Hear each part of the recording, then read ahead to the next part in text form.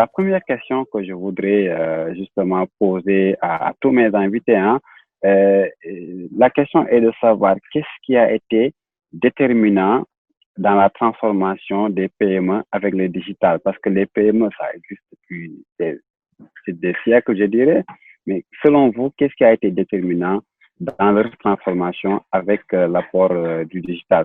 On commence par les dames, honorable dame Moussukoro.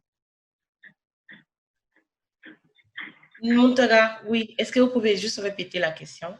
Alors, la question, c'est qu'est-ce qui a été déterminant dans la transformation des PME, PMI avec le digital? Merci. Je dirais d'abord, c'est un déclic. Hein? C'est un déclic qui a été permis par les précurseurs. Comme je le disais dans une autre réunion, ces précurseurs-là ont justement été vus comme des rêveurs quand ils nous disaient justement qu'il y a énormément de choses qui sont possibles pour les PME, PMI grâce au digital. Et il a fallu, entre guillemets, un travail au corps pour prouver cela. Et ils ont été, ces efforts ont été relayés, je vais dire, par la jeune génération. Tout le monde sait que maintenant, on n'est jamais loin de nos smartphones et on en a peut-être au moins deux. Et justement, cette tendance-là, suivre les consommateurs vers le digital, la transformation même des consommateurs a permis justement de recentrer et de changer carrément la façon de conquérir les clients. Parce que justement, on les retrouve tous sur les réseaux sociaux, sur les sites web, sur les chats, peut-être les sites de mise en relation, les sites professionnels comme LinkedIn. Je pense que le facteur déterminant pour les PME, c'est plutôt l'accès au marché. Je pense qu'aujourd'hui, le digital a permis de démocratiser l'accès au marché pour les PME. Comme Moussou l'évoquait tout à l'heure, les consommateurs sont connectés et pour une PME, trouver ses clients, c'est souvent un gros challenge. Et, moi, je me rappelle dans les années 2007-2008, à l'époque, je travaillais pour une société, une petite et moyenne entreprise qui était dans les deux SI, donc qui développait et vendait des logiciels ERP. À l'époque, bon, il y avait que deux moyens pour accéder au marché, c'était de faire de la prospection, d'essayer d'identifier donc les entreprises qui pouvaient être potentiellement des clients et aller les démarcher, ou bien la deuxième option, c'était de créer des événements, des journées portes ouvertes, donc ce qui coûtait cher parce qu'il fallait louer des hôtels et cibler un certain nombre d'entreprises, faire du emailing, les faire venir. Aujourd'hui, les paiements non plus ce genre de problème. Aujourd'hui, quand on est une PME, on a la capacité, on a la possibilité de facilement donc mettre en place une présence sur le digital avec un site web, des plateformes sociales médias et tout, donc, et du coup, voilà, d'accéder à ce marché-là en faisant soit des campagnes ciblées sur les réseaux sociaux pour faire de la prospection. Ou bien, tout simplement, d'organiser, comme vous le faites en ce moment, des webinars. Donc là, par exemple, voilà, des webinars où on crée du contenu, on fait de la prospection, on génère des leads, voilà, comme on le fait en inbound marketing. Donc aujourd'hui, vraiment, c'est le digital facilite cet accès au marché. En tant que PME, on a en tout cas cette possibilité de rapidement trouver donc de potentiels clients grâce à tous ces outils qu'on a aujourd'hui, les réseaux sociaux, les applications, les sites web. Donc ça, pour moi, ça a été vraiment le facteur déterminant aujourd'hui pour les PME.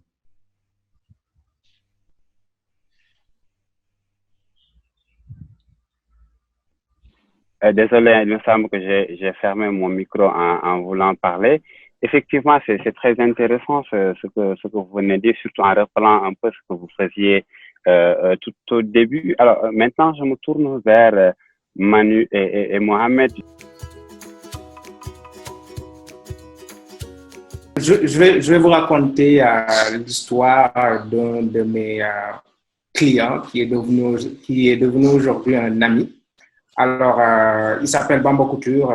Sur Facebook, actuellement, il est presque à 120 000 followers Sur Instagram, il est à plus de 70 000 followers.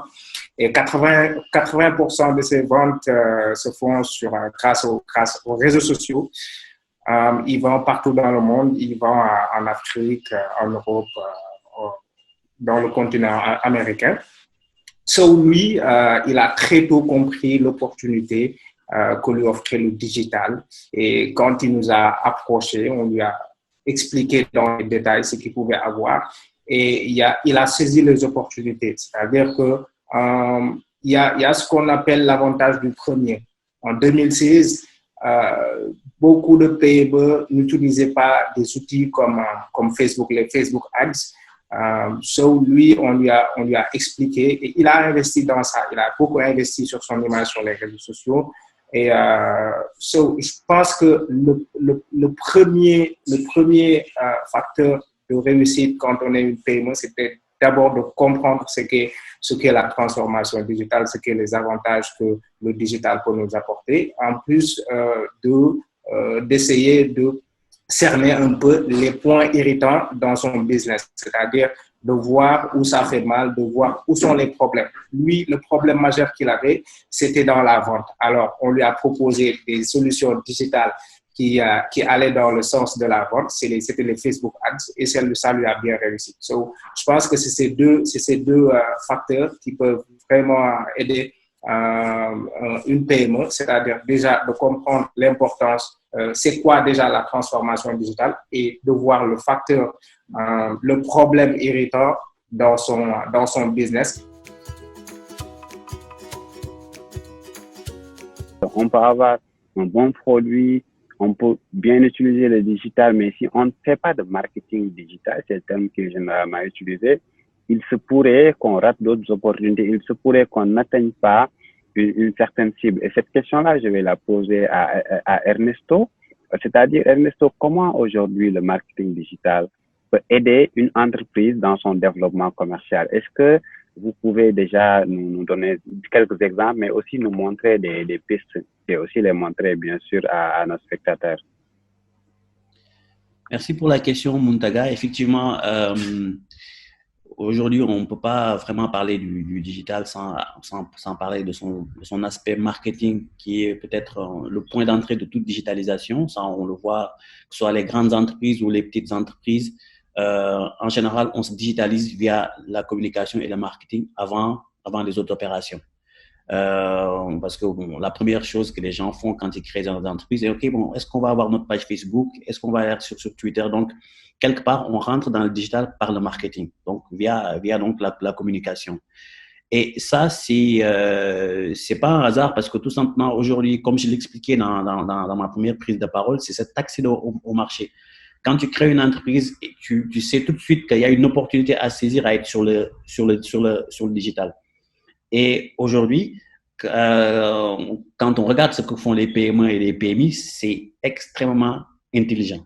Aussi, je parle bien de ce qui se passe au Sénégal. Je vois même des petites et moyennes entreprises qui n'ont même pas de site internet, qui vendent directement via Facebook en mettant en avant leurs produits avec un numéro de téléphone WhatsApp direct. C'est une vente, c'est du commerce social qui est direct et qui est super efficace parce que la personne prend tout son téléphone et appelle. Donc, c'est cela dont je parlais tout à l'heure, cet accès au marché. Ça veut dire que ce qu'on n'arrivait pas à faire avant de manière efficace, puisque avant il fallait, quand tu étais une PME, voilà, c'était ça. Soit tu fais une opération commerciale ou bien soit tu vends dans ta zone de chalandise, dans la zone où les gens te connaissent. Mais là, tu peux être à Dakar et vendre à des personnes qui sont à Saint-Louis, à Louga, à l'intérieur du pays, juste en mettant en avant tes produits sur les réseaux sociaux. Donc, le marketing, c'est vraiment le point d'entrée de toute stratégie de digitalisation et on le voit superbement.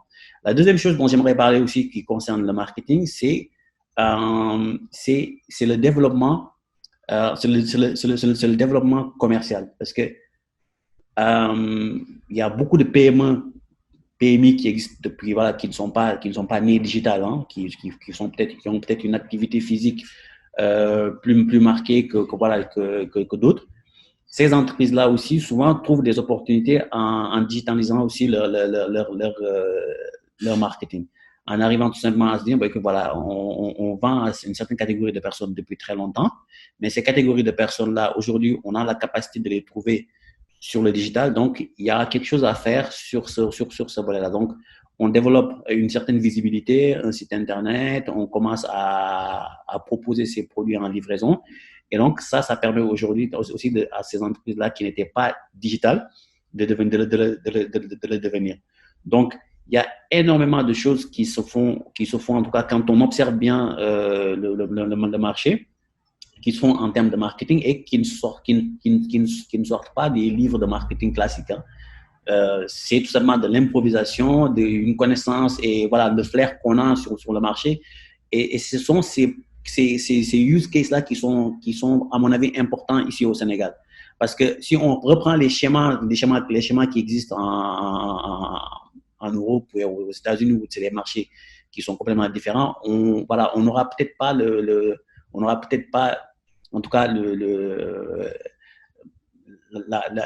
on va dire la perspective qu'il faut par rapport à ce marché-là. Ici, on voit vraiment des entrepreneurs, des petits entrepreneurs qui sont ultra ingénieux dans la manière d'utiliser le digital. Je vais juste vous donner un exemple d'une petite PME dont j'ai fait l'expérience, hein, qui propose en tout cas du cleaning, donc de nettoyer les chaussures. J'oublie le nom de la PME. Mais je les ai trouvés sur Instagram, comme ça. Une page Instagram superbement bien présentée, avec des démos, où ils te mettent voilà, la chaussure avant et la chaussure après. Je pense que c'est Dakar Wash ou un truc comme ça. En tout cas, c'est un truc de nettoyage. Quand j'ai vu ça, je dis mais c'est super, c'est excellent. Ça, c'est le service que j'attendais, que je n'avais pas encore vu sur le marché. Et je les ai contactés tout de suite. Le lendemain, ils sont venus chercher mes paires de chaussures. Et 2 jours après, ils sont venus, ils me les ont ramenées très clean. Alors, vous imaginez dans un monde où il n'y a pas de digital, comment j'aurais connu ce service-là. Donc aujourd'hui, juste avec une page Instagram qui est bien présentée, voilà, cette petite PME, je ne sais même pas où se situe leur siège, mais cette petite PME arrive à vendre ces services à des personnes, voilà, qui sont connectées sur le digital. Donc ça, pour moi, c'est vraiment le truc qui est essentiel et qui devrait en tout cas inspirer, on va dire, voilà, d'autres entreprises, d'autres petites et moyennes entreprises qui hésitent à aller sur le digital. Je dis oui. Je vais dire peut-être un petit non, mais c'est surtout oui, parce que je pense que la démocratisation justement de l'accès est encore, il y a beaucoup de choses encore à faire. Même s'il y a des entreprises ou bien je dirais des groupes comme Orange qui entament justement, qui innovent dans ce milieu-là et qui essaient d'aider les entrepreneurs avec cette campagne justement Ligue FEP, pour que j'aime bien l'idée même de Ligue FEP, qui veut dire travailler de partout. Beaucoup de gens ont déjà commencé le télétravail peut-être durant Covid, mais il y a beaucoup de personnes, d'autres personnes comme moi, comme d'autres personnes qui avaient l'habitude de travailler à distance, mais il fallait avoir une bonne connexion Internet pour faire ses calls, pour faire ses réunions et surtout pour transformer mentalement ces habitudes, ces personnes-là. C'est difficile de convaincre les gens, c'est difficile de leur dire qu'il y a beaucoup de choses qui peuvent être faites en ligne. Et par rapport à ça, justement, je pense qu'il faudra encore beaucoup de choses pour vraiment transformer ce milieu-là. Je pense qu'on est bien parti justement parce que si on regarde il y a 10 ans, il y a des personnes qui étaient incrédules, qui n'y pensaient pas, qui sont maintenant en train de travailler très bien grâce au digital et qui aident à transformer. Ça commence par nos autorités. Ça commence par tout ce qu'il y a autour, toutes les personnes ou toutes les organisations qui peuvent nous faciliter un meilleur accès au digital, je vais dire. Je vais vous raconter une petite histoire qui m'est arrivée juste ce matin.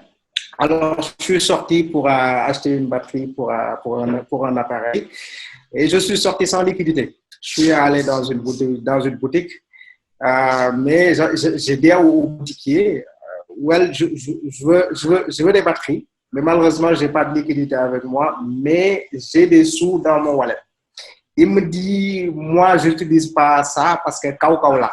Bon, pour ceux qui ne comprennent pas, ça veut dire que je viens de l'intérieur du pays. Je ne suis pas de la capitale, donc voilà, ces choses-là, ce n'est pas pour moi. Alors, on voit nettement qu'il n'a pas compris que la digitalisation, ce n'est pas une affaire de citadins, ce n'est pas compliqué. Malheureusement aussi, les termes qu'on utilise peuvent être des termes un peu trop lourds pour les PME, tout ça. Parce que quand on parle de transformation, ça peut, ils peuvent comprendre par là, oui, il faudrait qu'on transforme voilà, notre activité, alors que moi, je ne vois pas les choses ainsi. Je vois juste les choses comme il faut faire évoluer notre activité et aller dans le sens du consommateur, aller dans le sens de notre cible. Alors, je disais que quand on parle de transformation aujourd'hui, c'est tout un processus qui suit des objectifs bien définis en amont, mais également, pour moi, en fait, lorsqu'on parle de transformation digitale, c'est carrément la capacité d'adaptation des organisations, des PME, des PMI par rapport à des outils nouveaux qui sont à leur portée. Donc, effectivement, il y a des freins, mais les freins sont plus d'ordre décisionnel, d'accord, mais également dans un second ordre qui est plus dans la formation, dans la disponibilité un peu des personnes ressources en interne ou en externe qui puissent amorcer ce processus. Donc, si ces deux soucis-là sont résolus, pour moi, il ne peut y avoir de frein. Il y a une panoplie d'opportunités qui peuvent être saisies et c'est dans ce sillage-là que s'inscrit un peu la transformation digitale. La transformation digitale aujourd'hui, elle est dans la plupart des cas freinée parce qu'il y a une incompréhension en fait de ce processus. Les gens ont une vision, je dirais, trop technologique, bien que c'est technologique, mais ceux qui sont réticents un peu à la transformation digitale en général, ils ont une vision trop technologique du processus. Sinon, l'autre frein en général, c'est que c'est confié aux mauvaises personnes. Il faudrait savoir que normalement, ça doit être confié, ça doit être porté par le dirigeant de l'entreprise. Ça doit être porté par le dirigeant de l'entreprise. Exemple, vous prenez un stagiaire, vous lui demandez de vous faire, par exemple, de vous installer un CRM et demain, si le stagiaire n'est plus là, le CRM ne marche plus. Alors que si l'initiative vient du manager, c'est un projet qui va continuer. So, il faudrait comprendre que la digitalisation, c'est pas quelque chose de lourd et c'est pas quelque chose qui nécessite forcément beaucoup de moyens. Rien que, par exemple, aller sur Google et s'inscrire sur la fiche de Google pourrait déjà vous permettre d'avoir gratuitement une présence en ligne. C'est très simple.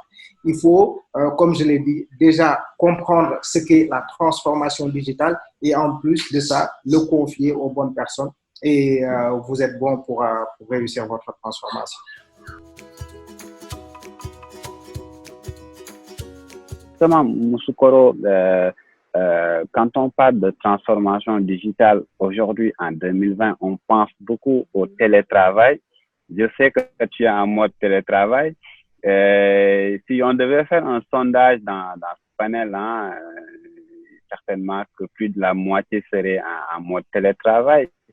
Pour certains, ils viennent de le découvrir en 2010 en 2020 plutôt avec la pandémie. Moi, personnellement, je le pratique depuis 8-9 ans maintenant, pour ne pas dire depuis 10 ans. Alors, à quoi nous fait penser le télétravail d'aujourd'hui? Est-ce que, avec ce qui s'est passé avec la pandémie, on peut dire que le télétravail est une nouvelle façon pour les PME? Est-ce que effectivement cela peut garantir un succès pour le fonctionnement des PME, sachant que bien sûr un restaurant ne peut pas faire du télétravail, un serveur dans un restaurant ne peut pas faire du télétravail, à moins qu'on ait créé des robots. Mais dans la vie normale, nous qui sommes dans le digital, est-ce que pour donc une entreprise, une PME, PMI, peut se mettre dans le télétravail si elle veut réussir? Merci, Muntaga. Je dirais, tout à l'heure, je parlais du fait qu'on faisait beaucoup de réunions, beaucoup de réunions de coordination, justement, avec le réseau des blogueurs du Sénégal. On le faisait depuis des restaurants. Et certains nous disaient, non, vous n'êtes pas en train de travailler, vous avez juste envie de manger. Et un ami et très célèbre blogueur en Côte d'Ivoire, Cyriac, disait, par exemple, la dernière fête du travail, le 1er mai, il disait, bonne fête du travail, et je fais du télétravail que je fais depuis plus de 10 ans. Donc, peut-être qu'on a vadrouillé un peu partout dans Dakar ou eux dans d'autres villes, mais c'était vu comme si on ne travaillait pas vraiment. Donc, la pandémie a poussé beaucoup de personnes à travailler de chez eux, à réajuster justement leur milieu de travail. Certains travaillent au niveau de leur salle à manger, dans les chambres, mais c'était important d'avoir une bonne connexion, de ne pas avoir de bruit autour, de bien fermer les portes pour justement éviter les cris des enfants qui n'étaient pas à l'école. Et justement, cette réadaptation nous montre que c'était possible, même des années auparavant. Mais justement, il fallait cette pandémie peut-être pour montrer à beaucoup de chefs d'entreprise surtout. Quand on travaille dans le domaine du social media, personnellement même, j'ai été face à ça. J'étais pas trop pour aller au travail tous les jours. C'est pas par paresse, mais des fois, on a besoin d'un environnement où on est concentré, focus sur ce qu'on fait. Les personnes qui mènent des campagnes peuvent le dire. Quand on veut réfléchir sur une stratégie, on ne peut pas être au bureau, en open space, quelqu'un qui passe avec son café, quelqu'un qui demande si tu as un chargeur, etc. Et donc, l'idée de travail à distance était mal vue. C'était comme si on était des paresseux. Alors que justement, on voit qu'on est très efficace aussi bien au bureau que justement chez soi ou ailleurs. Et j'espère que cette culture-là va changer, va encore plus changer.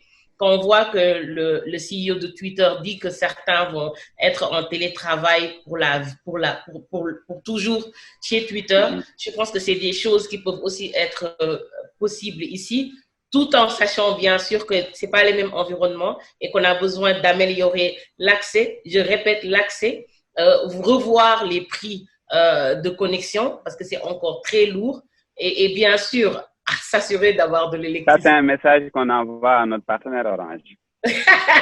Et à notre partenaire, je ne sais pas, c'est pas notre partenaire, mais surtout s'assurer qu'on a de l'électricité. Parce que c'est justement, qui dit télétravail, on est chez nous. La plupart des maisons n'ont pas de groupe électrogène. Et des fois, on est à court d'électricité pour continuer à charger nos ordinateurs et nos téléphones. Mais c'est des réalités qui sont là. Mais moi, je salue énormément. Moi, je suis très fière du milieu numérique au Sénégal qui a innové et qui a été comme une caisse de résonance justement dans ce milieu-là. Beaucoup de choses ont été faites, beaucoup de belles choses par des jeunes et justement, j'en suis très fière et je pense que vraiment, on a tous switché. Quand on voit comment le WhatsApp business a évolué, les ventes en ligne, etc., les gens ont compris que maintenant, on peut être chez soi et faire énormément de choses, travailler, commander et être livré.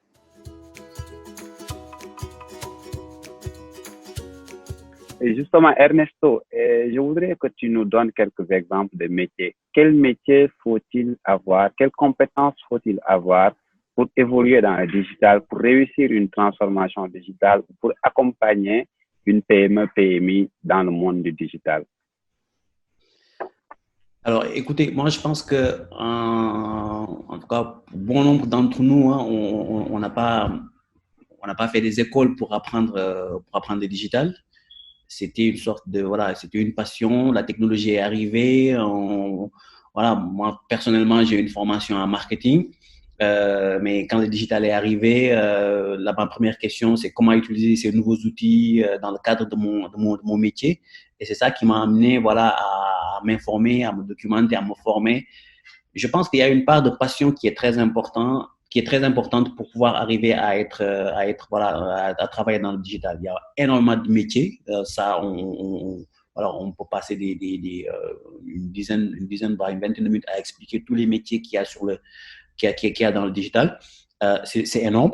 Mais ce qui drive un peu la performance personnelle dans le digital, c'est vraiment la passion. On aime la chose, on se documente, on trouve sa voie. Et puis le digital aussi, c'est large. Hein. C'est pas juste, voilà, moi je suis community manager, je suis data scientist, Non, on peut pas être tout à la fois. Il y a des personnes qui ont un profil qui sont plus stratégiques, qui sont peut-être moins experts dans un domaine, mais qui sont touche à tout.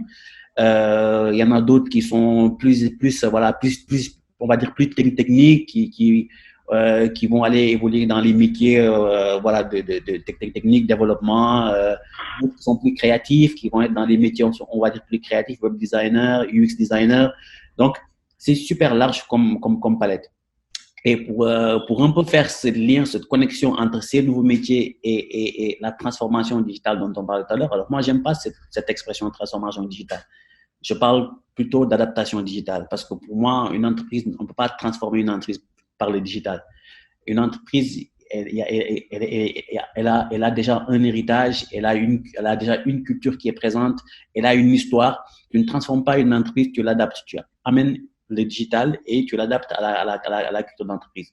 Et on voit ça très souvent dans les expériences de transformation digitale, on va dire. Parce que la plupart, certaines erreurs que j'ai vu faire des entreprises l'ont fait, elles créent des pôles digitales et on va aller directement recruter tout le personnel. C'est-à-dire qu'on recrute énormément de personnes. Voilà, on a besoin d'un data scientist, on a besoin d'un UX designer. C'est vrai, c'est des nouveaux métiers, des chefs de projet digitaux. Donc, on va recruter énormément de personnes et on veut les greffer à une entreprise qui a déjà une autre culture, avec des employés qui ont une autre culture. Et souvent, c'est une sorte de clash culturel entre des nouveaux venus qui arrivent et des personnes qui sont là, qui ont une autre culture dans l'entreprise. L'idéal serait, d'essayer de voir comment, dans le pool de talents qu'on a déjà, comment former et transformer certaines personnes et pour les métiers qui sont plus complexes, qui nécessitent une expertise qui est très pointue, aller chercher d'autres champs.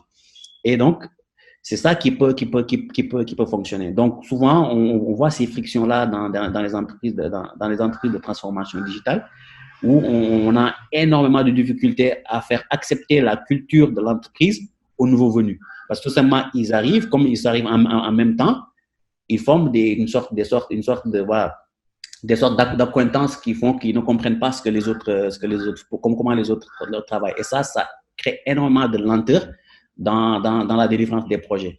Donc, pour moi, ce qui est très important, c'est qu'il faut d'abord poser les bases d'une culture et le digital doit venir tout simplement s'intégrer et permettre à l'organisation d'évoluer, de grandir.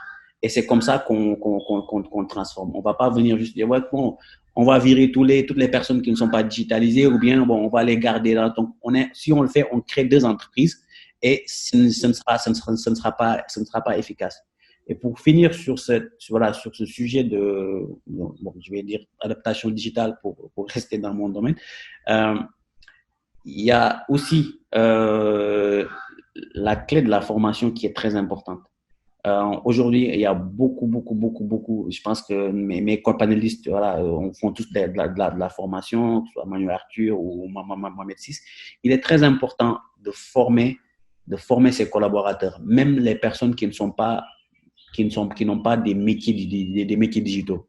Il faut les former, il faut tout simplement les aider à comprendre le digital, à savoir utiliser le digital parce que c'est un critère important de performance pour les entreprises. Voilà, et je vais vraiment terminer sur ça pour parler du sujet qui a été abordé tout à l'heure sur le télétravail. Nous, on est en télétravail à l'agence depuis le mois de mars. On voit clairement un avantage qui est clair, un avantage concurrentiel qui est clair entre les entreprises qui sont digitalisées et celles qui ne l'ont pas. Notre activité ne s'est pas arrêtée, alors qu'aujourd'hui, il y a beaucoup d'entreprises dont l'activité s'est stoppée, tout simplement parce qu'elles n'ont pas été capables de travailler sur le digital. Et donc, c'est des pertes de revenus, c'est des baisses de salaire, c'est des pertes d'emplois. Il y a plein d'entreprises qui n'ont pas pu travailler sur le digital. Et donc, ça, c'est quelque chose qu'il faut aujourd'hui rappeler aux entreprises. En disant, voilà, ça fait des années qu'on vous demande de vous adapter. Voilà, il y a un événement mondial qui est arrivé et qui a montré que voilà, il y a des entreprises qui étaient prêtes et d'autres qui n'étaient pas prêtes. Et donc, j'ai fait un clin d'œil à la belle campagne de Orange Business Services, Ligue FEP. Donc, c'est justement ça l'objectif. Être capable de travailler partout avec des outils de connectivité qui existent aujourd'hui, des outils de collaboration qui existent aujourd'hui partout. Je pense que c'est ça qui fait qu'une entreprise devient performante, qu'on soit PME ou une grande entreprise, grâce au digital. Voilà, merci Mountaga, merci à tous. C'est encore avec grand plaisir que je vous retrouve pour le Ligue FEP Talk que l'on souhaite vraiment instituer. Donc, saluer Ernesto Moussoukoro, Marc Arthur et moi-même. Donc, c'est vraiment un plaisir d'écouter. J'ai suivi vers la fin et vous avez vraiment touché du doigt les vrais enjeux parce que effectivement aujourd'hui le digital a fait irruption dans notre quotidien. On n'a plus le choix. Tout à l'heure Ernesto disait que effectivement certaines entreprises pour se transformer créer une entité et ça a tout de suite tilté dans mon esprit parce que effectivement à Sonatel c'est un peu ce qu'on a fait. Je ne sais pas si c'est une erreur ou que finalement on va récolter les fruits, mais c'est ce qu'on a fait. Donc le CODIR, on s'est réunis, on a réfléchi, on s'est dit que aujourd'hui le digital, on ne pourra pas échapper. Il nous faut absolument réussir la transformation. Et ce qu'on s'est dit, c'est effectivement ces deux pistes. Soit on essaye d'adapter l'entreprise en formant les personnes et en essayant de prendre les postes critiques, comme Ernesto, tu l'as proposé sur la deuxième solution que tu préconises. Mais ce qu'on s'est dit, nous, c'est oui, effectivement, créer un pôle digital, d'avoir ces métiers-là que nous n'avions pas et de créer un sandbox. Un sandbox, c'est un endroit où ces personnes vont être, et on met un enclos entre guillemets pour éviter qu'ils ne soient pollués par le reste de l'entreprise et les laisser faire avec leur état d'esprit. Parce que quand on parle de transformation digitale, les gens pensent que c'est une transformation technologique, c'est juste de la technologie, mais en réalité, c'est un changement de mindset. Et ces personnes-là, on leur a autorisé, entre guillemets, vraiment, on a levé pas mal de process pour qu'ils puissent évoluer comme s'ils étaient dans une start-up au sein de Sonatel. Et l'objectif était de distiller cet état d'esprit au sein de l'entreprise et je sais que c'est en train de réussir. Donc, au sein même de nous, notre direction, donc OBS, nous avons des ambassadeurs, donc des personnes qui vont travailler avec le pôle digital et qui vont démultiplier cet état d'esprit-là au sein de l'organisation. Nous essayons de le faire au niveau de toute l'entreprise. C'est vrai qu'il y a de temps en temps des frictions, mais on ne peut pas échapper à ces frictions. Quand on est dans un mouvement, c'est un peu comme des plaques tectoniques qui vont se frictionner et tout, mais c'est voulu, on l'a fait exprès, parce qu'on sait que de toute façon, il nous faudra transformer toute l'entreprise. Ça, c'est un premier point. Maintenant, pour répondre directement à la question, moi, mon avis, c'est qu'effectivement, le digital est un catalyseur pour les PME-PMI. Pourquoi je le dis? Pour nous, ici en Afrique, on n'a pas le choix. Donc, en Afrique, on a raté les révolutions passées, la révolution industrielle. Pour cette révolution digitale, nous devrons faire en sorte que le digital soit adopté le plus massivement possible par les populations. On n'a pas le temps de rattraper le retard en utilisant les autres moyens. Le digital doit rentrer dans toutes les activités au quotidien par toutes les populations. Ce qui veut dire que même des personnes qui n'ont pas été à l'école devront tout de suite l'adopter.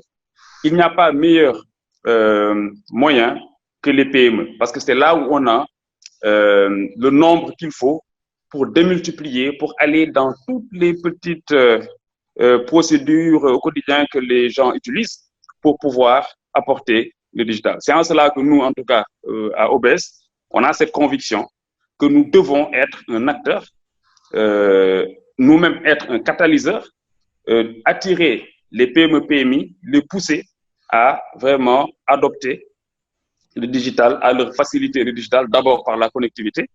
Tout à l'heure, je pense que c'est Moussouko qui le disait, il faut d'abord une bonne connexion, même à la maison. Pour le moment, nous n'avons pas la prétention d'apporter l'énergie, même si on a mis un petit pied dedans, dans des zones rurales reculées où on amène de l'énergie. Mais il faut d'abord la connectivité. Sans la connectivité, tout s'arrête. Donc, on apporte la connectivité, mais au-delà de la connectivité, il y a d'autres solutions que OBS aussi apporte. On a entendu le message, hein, tout à l'heure, tu as apporté le message, je pense, cette connectivité au moindre coût. Ça, on l'a compris. Et c'est ce que nous faisons. Pour les startups, on essaie d'avoir des packs vraiment adaptés à chacun dans son secteur par rapport à sa taille, par rapport à ses ambitions. Mais vraiment, on a bien saisi ce message-là. On fera en sorte, nous, de pousser parce que, bon, voilà, on n'a pas le choix, comme je l'ai dit. Et moi, pourquoi je le crois fermement? Et je me dis, là où il faut vraiment faire un gros effort, c'est même au niveau de l'administration. Aujourd'hui, des citoyens qui ont besoin d'un papier administratif et tout ça, tout cela doit être digitalisé. Nous discutons avec la DIE et voilà quoi. Donc là, on est dans la semaine du forum du numérique. Les autorités ont rappelé la priorité que le chef de l'État et voilà, le gouvernement accordent à cette transformation digitale. Bon, nous y croyons, nous travaillons avec eux, nous essayons de les aider, ne serait-ce que l'état civil. C'est des choses qui devraient être digitalisées depuis belle lurette, quoi. Quand quelqu'un qui veut un papier administratif, que tu puisses l'avoir directement sur ton téléphone ou que tu puisses l'avoir rapidement. Donc, vraiment, sans trop m'attarder, c'était juste pour vous dire que c'est toujours avec plaisir qu'on vous écoute pour partager votre passion. Parce qu'on sent de la passion, quelqu'un l'a dit tout à l'heure, sans la passion, on ne peut pas faire ce que vous faites.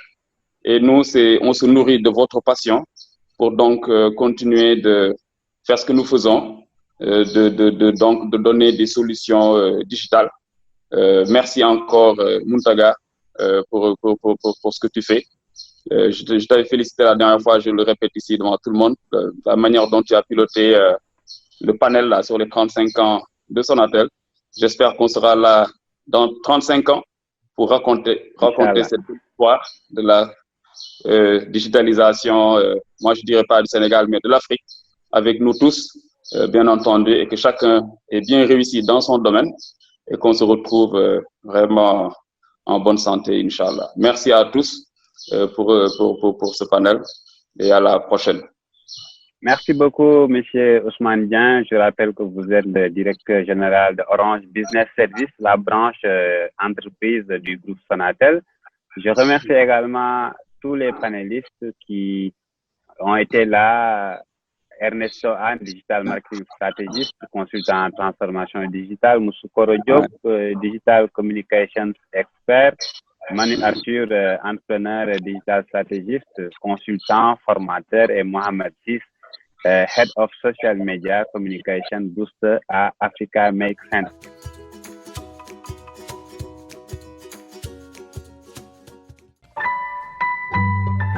Orange.